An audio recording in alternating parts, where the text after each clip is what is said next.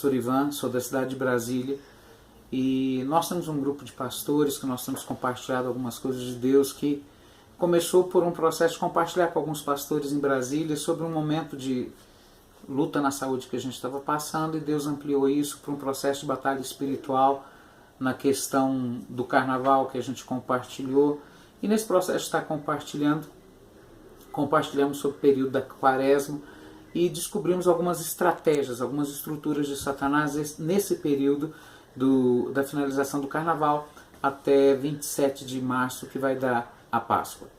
E nós temos visto, durante um tempo eu fiquei mais calado, orando, esperando em Deus alguma palavra, e por esses tempos Deus tem trazido uma palavra muito clara no meu coração em relação à nossa nação.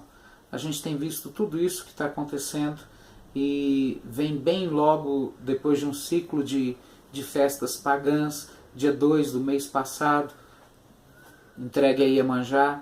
Depois entra o carnaval com o Rei Momo, que não é um homem, na verdade é uma mulher, e uma outra série de coisas de pactos satânicos. E até a gente chegar agora a esse período da quaresma, e eu tenho visto que nesse período Satanás tem procurado estabelecer alguns tronos. E nesse tempo, nós orando, esperando uma palavra clara, diretiva de Deus, e eu queria estar compartilhando essa palavra com você. Durante esse tempo, Deus nos falou muito sobre a questão de Egito. Há uma palavra que tem sido liberada sobre a nossa nação, de que Deus vai trazer juízo sobre a nossa nação, e essa palavra tem se confirmado em vários lugares. Só que o que eu acho tremendo na palavra de Deus é que quando Deus traz uma palavra de que Ele vai trazer juízo sobre a nação, se a nação se arrepender, se a nação se quebrantar, se a nação se mover, Deus muda a sorte. E o que nós temos visto agora, nesse período de impeachment de Dilma, nesse período de trazer Lula, de Polícia Federal, para fazer um julgamento, há um endeusamento até desse juiz, e o que nos preocupa é que parece que Satanás criou uma estratégia, como foi com Israel quando foi conquistar a cidade de Ai. A Bíblia me fala que Josué deu a estratégia de mandar um pequeno grupo do exército, e todo o exército de Ai seguiria aquele pequeno grupo, e quando eles estivessem distantes, todo o restante do exército de Israel entraria em Ai e conquistaria. Perderam o foco. E por perder o foco, a cidade de Ai foi conquistada. E o que eu tenho visto é que tem acontecido de marchas, protestos e tudo mais, num foco de presidente, num foco de Lula, num foco de Polícia Federal.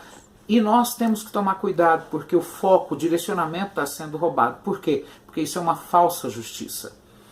Qualquer coisa que acontecer será uma falsa justiça. Se achamos que essa mudança vai resolver o problema, é falsa justiça. O que sara a nossa nação é Jesus de Nazaré. É a igreja em unidade, em oração, para mudar o quadro da nossa nação.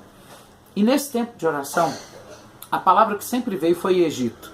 E quando a gente estuda as pragas do Egito, a gente vê que quando as pragas vieram, Deus fez separação entre a terra do Egito e a terra de Gósen, onde Israel estava. Mas o que é interessante é que a separação veio basicamente depois da terceira praga. Porque até a terceira, o que acontecia no Egito ia para Gósen também. Na quarta praga, no capítulo 7, Deus fala assim: a partir deste dia farei separação. Ou seja, a praga veio porque o texto fala que o faraó não conhecia o Deus de José, mas também Israel não conhecia o seu Deus. O quadro hoje é o mesmo. A nossa nação não conhece o nosso Deus, mas muitas vezes nem nós, como povo de Deus, conhecemos o Deus que servimos. O mal está sendo profetizado que virá. Mas será que não é para mexer com os dois lados, para a igreja ser peneirada e ser santificada? E será que não é para que a verdadeira noiva se levante e mostre quem é o noivo para a glória do nome do Senhor? Só que a Bíblia fala que Deus fez diferença. E eu entendo que é isso que Deus quer fazer. Por quê? Essa falsa manifestação de uma justiça vai roubar o foco. A igreja, o povo, vai se canalizar para isso, quando na verdade, por trás, Satanás está querendo criar um verdadeiro trono para dominar a nossa nação. O que eu queria te convidar?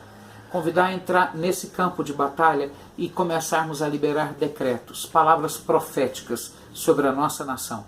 Convocar você a restaurar a visão da unidade da ceia do Senhor, da mesa do Senhor, não um mero ritual, mas um memorial. Algo que quem olha e os nossos filhos perguntarem: pai, por que esse memorial? E aí trazer à memória o que Deus já fez. Uma coisa que é interessante que nesse período de quaresma, na sexta-feira, a gente não come carne vermelha, que é o que é colocado, mas pode comer carne de peixe. Mas aí eu lembro de Jesus falando que a minha carne é verdadeira comida e o meu sangue é verdadeira bebida, e quem não comer e não beber não tem parte comigo. E aí Satanás cria essa estratégia maligna através do catolicismo, e aí eu não posso comer carne vermelha, eu não posso comer o corpo de Cristo, mas eu posso comer peixe. E peixe me fala de vidas, de homens. Ou seja, eu não posso ir para aquilo que é santo, mas eu posso comer a natureza humana, aumentar o pecado, aumentar a miséria, quando na verdade isso vai gerar uma falsa ressurreição, um falso aleluia. A mesa do Senhor está posta. E quando Jesus colocou a mesa, ele fez algo que me chamou demais a atenção. Ele pegou o pão, partiu, deu graça e disse: isso é o meu corpo que é dado por vós, fazei isso em memória de mim. A glória disso é que quando ele partiu o pão, ele falou: isso é o meu corpo que é dado por vós, fazei isso em memória de mim. E muitas vezes eu entendia que era simplesmente que, como eu estou partindo esse pão, continue partindo e deem a cada um. E meditando no texto eu vi que vai além, porque o texto afirma fazer isto, ou seja, como eu estou partindo o meu corpo por amor a você, pegue o teu corpo e parta por amor ao seu irmão. A igreja tem que começar a se rasgar. Vai doer, vai machucar, mas eu quero abençoar o teu ministério.